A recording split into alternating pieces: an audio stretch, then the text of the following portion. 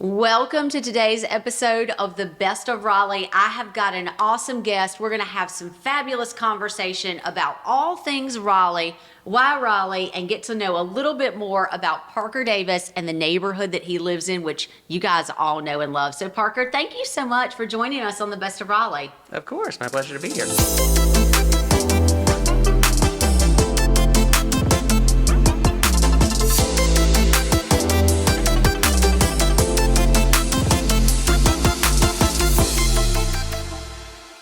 I am so excited to talk to you because we have a long history. We go way back. You actually married my sister-in-law's best friend from high school. True. Yep. And you guys have had a great run here in Raleigh. You're very established, and you joined our team a few years ago. And I just want you to tell us a little bit about yourself and, your journey to Raleigh. Yeah. So I'm from North Carolina.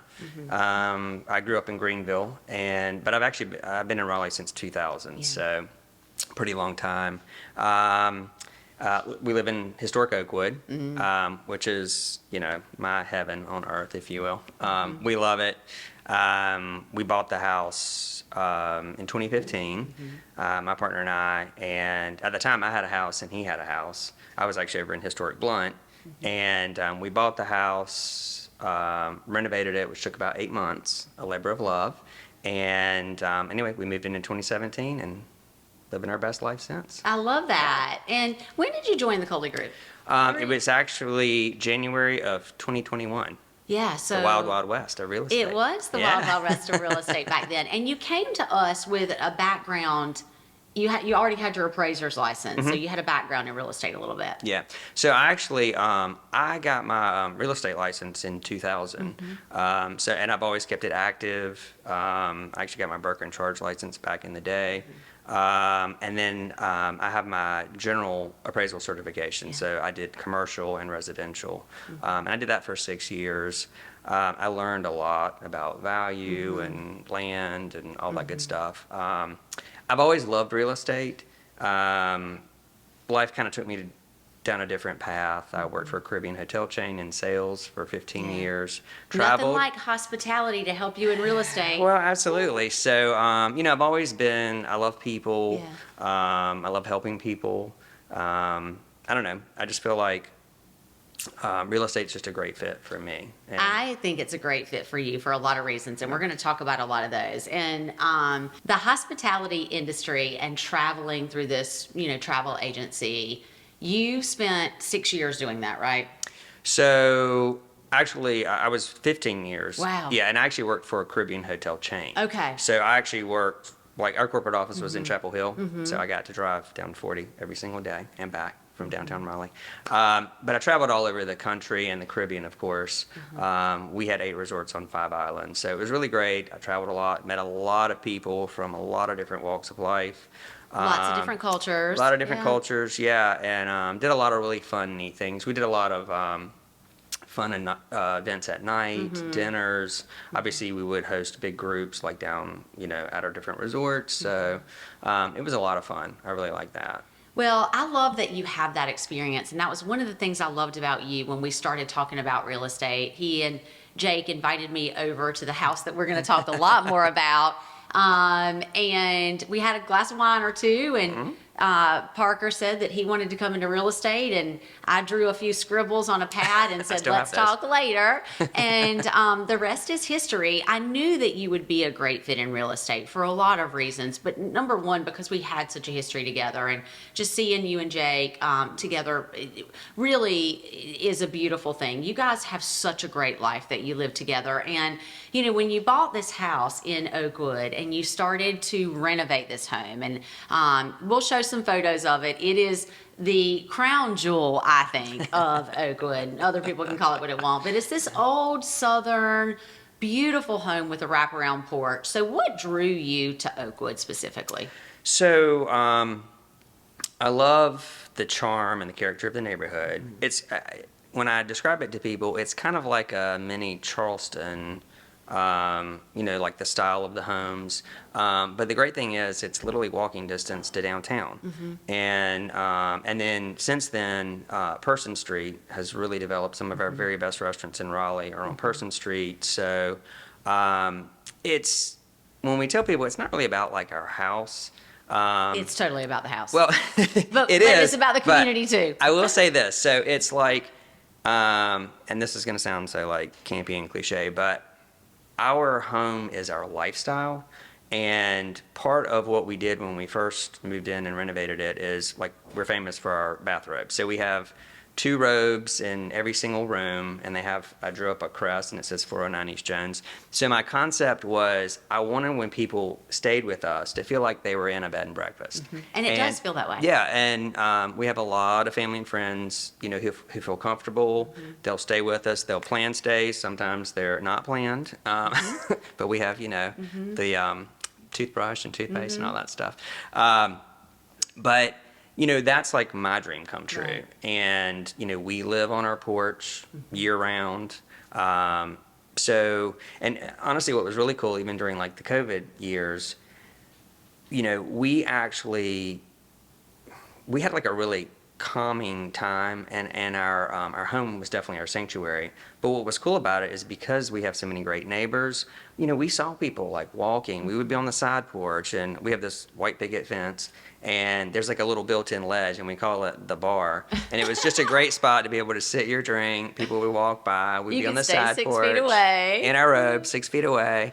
So just stuff like that, But before you lived there, what drew you to that? Because this was your first purchase together. Yeah, as a together, couple. yeah. So what drew you to Oakwood? So my home before was in Historic Blunt, so in between like Blunt and Person Street, kind of across from Peace College.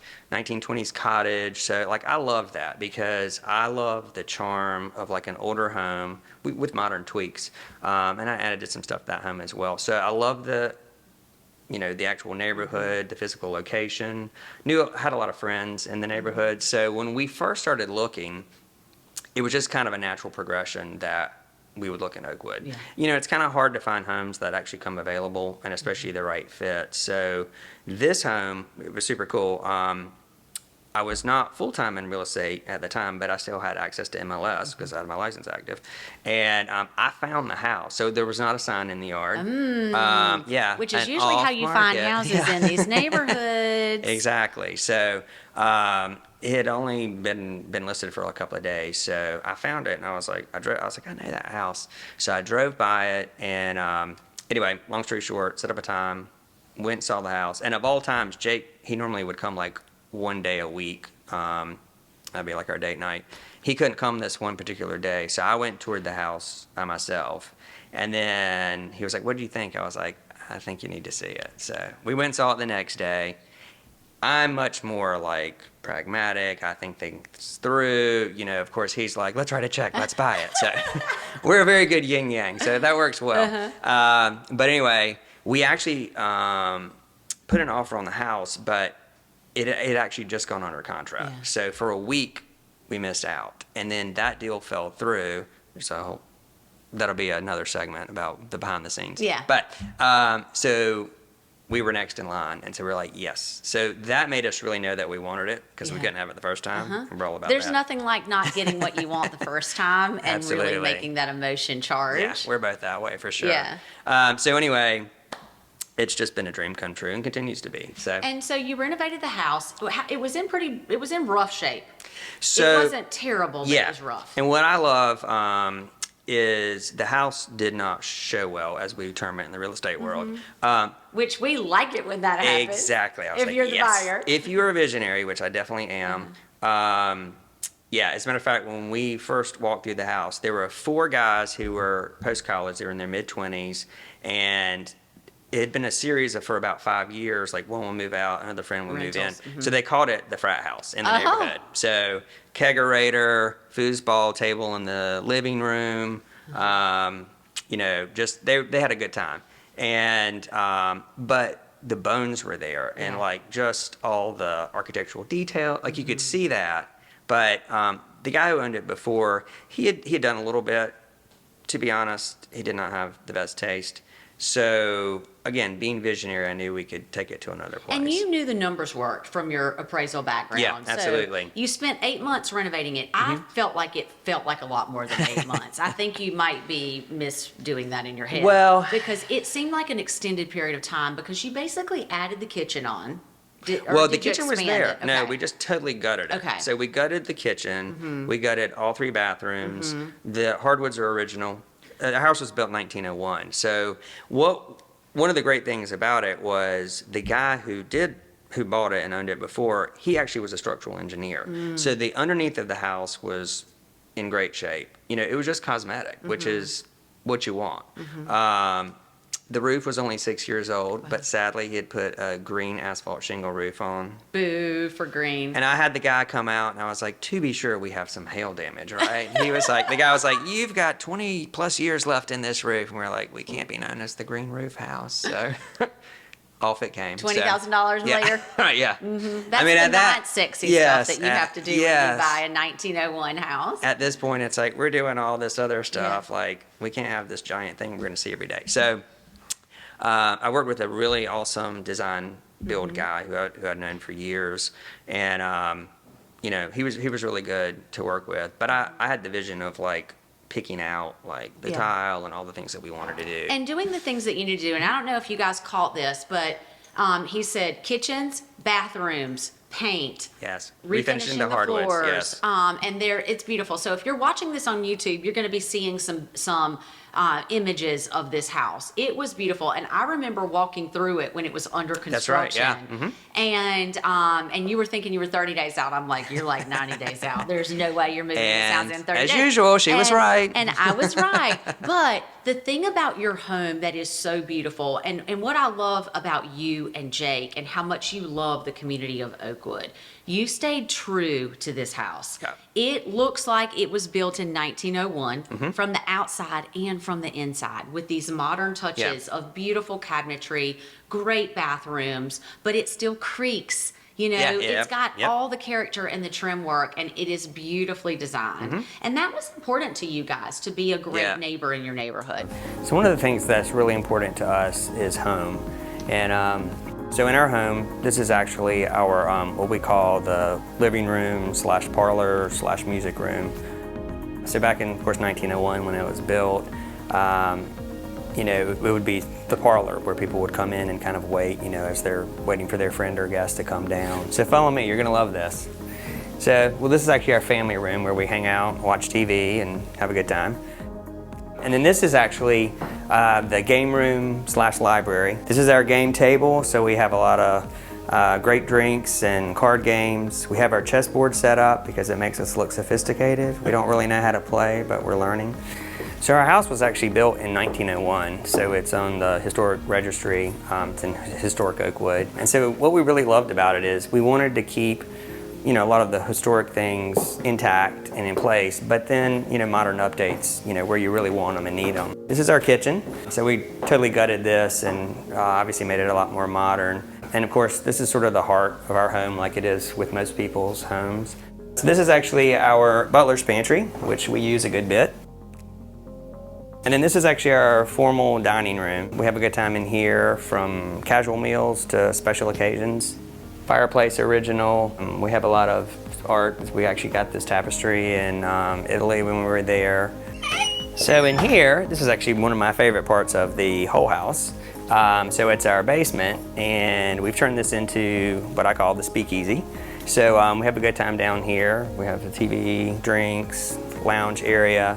And then, of course, when we need to stay in shape and get healthy, we come in here into our gym. So we have basically everything you need to keep us in shape. So a couple of things that people hear but don't fully understand is, it's a historic neighborhood. We're in the historic overlay district. So you do have to get things approved on the exterior.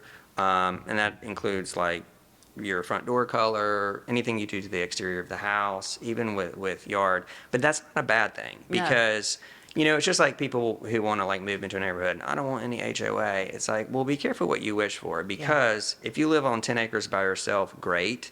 But, sometimes rules are in place for a good reason. And the reason our neighborhood continues to have the appeal it does is because of that. Because, it keeps the historic nature intact. And, for us, actually the house had just been painted, the exterior, which was amazing. We redid the trim and changed the front door, but the interior, again, we wanted it to still look like a historic home, but with modern conveniences. Like we have a pretty tricked out shower. It's ginormous, and that's something we both definitely wanted and made work. But another thing too is we were able to take advantage of the historic tax credit, and because we kept the integrity on the inside of the home, we were able to get like tax write-offs. That's great. On the things that we did, which was huge. That helped a lot. That's insider information. And there was a couple of other things with the house, and we're not going to go into that, but there was also a shared driveway or that had to get undone, which was, I think it took you a year or something to do that, right? It was a process. So I want to... Title insurance is your friend. Yes, you We'll should have a always have that. Separate segment on that. Parker learned a lot of lessons in this house, and I think it's all a testament to your level of knowledge in a historic neighborhood. There are a lot of agents in the market, but when it comes to living in a community like you live in, there's a whole different set of rules, regulations, and things that you need to be aware of. And Parker has established himself as a great representative for the community. And not only through real estate, but you're a representative of the lifestyle of the community. And in fact, you and Jake are co-chairs last year and this coming year for the Oakwood Candlelight Tour. Tell us a little bit about what that Candlelight Tour is. Yeah. So the Candlelight Tour this past year was the 52nd annual year that they've done it. So it started back in the 70s, and it was a way to raise money because in the 70s, a lot of the homes were going to be torn down because they were literally going to put like a freeway, like where our actual house was going to be in the demolition. So the neighborhood raised awareness, and they did this Candlelight Tour to raise money to create the SPHO, which is the Society for the Historic Preservation of Oakwood. And so I was on that board last year. Jake's on it this year, so we're like tag team. So anyway, the Candlelight Tour is amazing. It happens the second weekend in December, and it's a chance to come out and actually tour. We usually have anywhere from 10 to 11 homes, and they rotate every year. And you get to walk through the home and just kind of see actually the home and how it's decorated. For Christmas. It's really cool. In the Christmas spirit, and your house is always decked out. So we actually were on tour in 2017 and 2021. So we're off the hook for a couple of years. So we already have like 7 homes who have already agreed to be on the tour this year, which is awesome. But it's a really fun event. We have a band in the neighborhood, so they march around and play. We have the Awesomettes, so it's ladies who are 55 and older who live in the neighborhood. They make their own costumes, they twirl batons, so they do that. We're always in the Raleigh Christmas parade. So actually, Jake and I were in it this past year, and we were walking around with the giant houses. It's just going to raise awareness and let people know about it. But it's sold out every time. Yeah, it's sold out. Every day is sold out. It's a hard event to get into. So why is it important to you to give your time to the boards and to being a co-chair of the Candlelight Tour? That's a lot of work. Yeah. Why is that important to you? Yeah, it was actually a lot more work than I thought it was going to be. As they always are.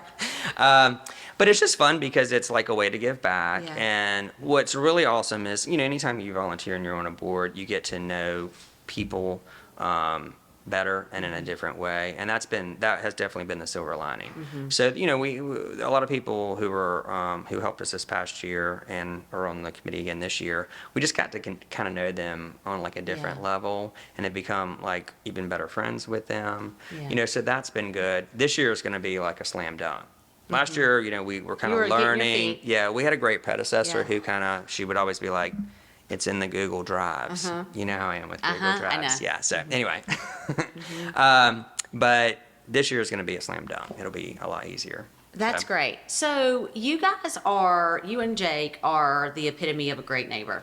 There's always something going on at your house. You always have people on your porch. And And that's been a great way for you guys to build community in the neighborhood. You said you love your neighbors. What do you love most about living in Oakwood? So, of course, just the physical, nostalgia Location, of a. But honestly, and this is funny. So, where we physically are, again, like we're not great cooks. We have an amazing kitchen. It's beautiful. We have an even better like wet bar. So The bar is awesome. we love to drink. We love sharing cocktails with family and friends and neighbors. But it is just imperative that we can walk to anywhere. restaurants and bars. And honestly, this is kind of like a hat that I had to kind of remember and wear. I've lived like inside the Beltline since like 2006, and that's just like my heart because everything is like within 5 minutes away, and that is so important to me, and that's like our life. The running joke, and this is so cliche, it's like outside the Beltline, Jake is the worst. He'd be like, "Where are we?" I'm like, it's called Creedmoor. I mean, there's a ton of stuff up here. Yeah. So what's kind of been fun is like when I work with different clients and we're looking in like North Raleigh or all these different places, I'm like, wow, there's a whole world out here. And there's a lot of really great homes. I'm more open to that. He he'll be buried in Oakwood Cemetery, and so will I. But for me and for us, like again, lifestyle. And so the beauty of that is it has really helped me understand when I'm working with clients or people, like why it's so important, like what they want and what their dream is of their best life. And the lifestyle they want to live. Yeah. And you have to put that first and foremost because home is so much more than 4 bedrooms and 3 baths Yes. and the 4 walls that you live in. Your life is lived in the community. Yeah. Yeah. And, again, we're like, why wouldn't you want to live like in our neighborhood? But, But everybody can't live there. There's no houses. That's true. Yeah. Lower inventory, but, our houses are closer together, like our backyard isn't huge, but, that's not a Big deal to big you. deal to us Yeah. because I can walk to Jolie and Crawford and Son and, Smokestacks in the neighborhood and all these amazing places. And, but again, the beauty is it's helped me understand that why that's so important to me, what's important to whatever client I'm helping. So that's a great transition because you love real estate. You are so passionate about the clients that you serve. You work so hard for them. What do you love most about real estate? So I really like helping people, and honestly, like by nature, I'm a people pleaser. Sometimes that's not always a great thing, but I really want, like my dream client is someone I'm working with, and I want them to be, I tell people early on, we are going to try and make this as smooth and enjoyable a process as it possibly can be. And, with the team and with what you've created, we have that in place. And so it's kind of my job to worry about like the homework and the behind the scenes as much as I can. I want people to focus in on like we walk in a house and they either like it or they hate it or they're okay with these things. But I also have been dubbed the patient realtor. You are definitely the patient realtor. Because I just feel like I don't want to like push anybody or rush anybody because it's such a big deal, and you can see when you're with a client and they walk in a house and there's a different look on their face than the other 10 houses we've gone through. Like, it's the one for them because there's just that look on their face. And ideally that's what we want to get to. And then even during the process, which is when the real work starts, and kind of getting, through the finish line. But the best part is when I can actually reconnect with that client and see them in their house and then what they've done to it, And on a sidebar, I love when there is kind of a fixer-upper. And I get really excited when I'm working with clients and like I can help be like the visionary free designer and be like, well, you could do this and you can do that. And they're like, oh yeah. And of course we've got great resources to hook people up with. So that's what I get really excited about.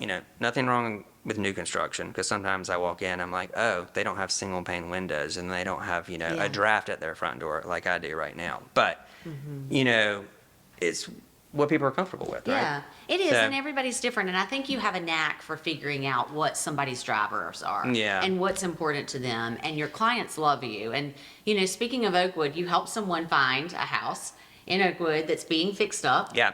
And you've been a part of that process the whole time, even Yeah. after it's closed. Where are they right now? Is it done yet? Yeah, as a matter of fact, he actually bought this house, and you talk about It was- did not show well. No. I mean, it was rough. Yeah. Like, the outside was better than the inside, but he worked with a design build guy who was really good, and it took him about a year because some permits and things like that were backed up. Anyway, it is phenomenal what he's done, and he actually bought it as an investment property, so he's going to rent it out. Actually on Airbnb, which is of course wildly popular, which is a new thing that I'm working with. I have a couple other clients who I'm helping them buy investment properties for rental, which is fun. So this house is really great, but he also has the intention of, he lives in North Raleigh now, but in a couple of years he might actually transition and move into this house. So you that's you cool. fall in love with the neighborhood, and I think for those of you out there who are looking to get into a neighborhood like Oakwood, it's really important to work with someone who knows the neighborhood, because there are things coming up all the time that never go on the market, right? And if you're boots on the ground, you hear about those things first. Yep. Well, thank you so much, Parker, for being on the show with us. I loved getting to talk with you about your house, your neighborhood, and all the wonderful things that you and Jake are doing. And for those of you who have questions on Oakwood, who have questions on living inside the Beltline, Parker is a fabulous resource for you. So tell them where they can find you. You can reach me at parker@thecoleygroup.com. And Social media? social media. Where? I'm on Instagram and Facebook. I'm trying to post a lot more. And we'll link all of those down below. I'll link all those down below. But if you've got questions, drop comments below. We'd love to help you answer them and be a resource for you. And, obviously, Parker and I think that Raleigh is an incredible place to live. And this show is all about highlighting the people, the places, the neighborhoods, and the businesses that you want to do business with. We drop a new show every Friday on Apple, Spotify, and on YouTube. And we would love for you to hit that follow button and be the first to know about all the fun things going on in Raleigh and the people that you need to do business with. So we enjoyed having you today. Thank you so much for joining us, and we'll see you in historic Oakwood and on the Best of Raleigh. See you soon.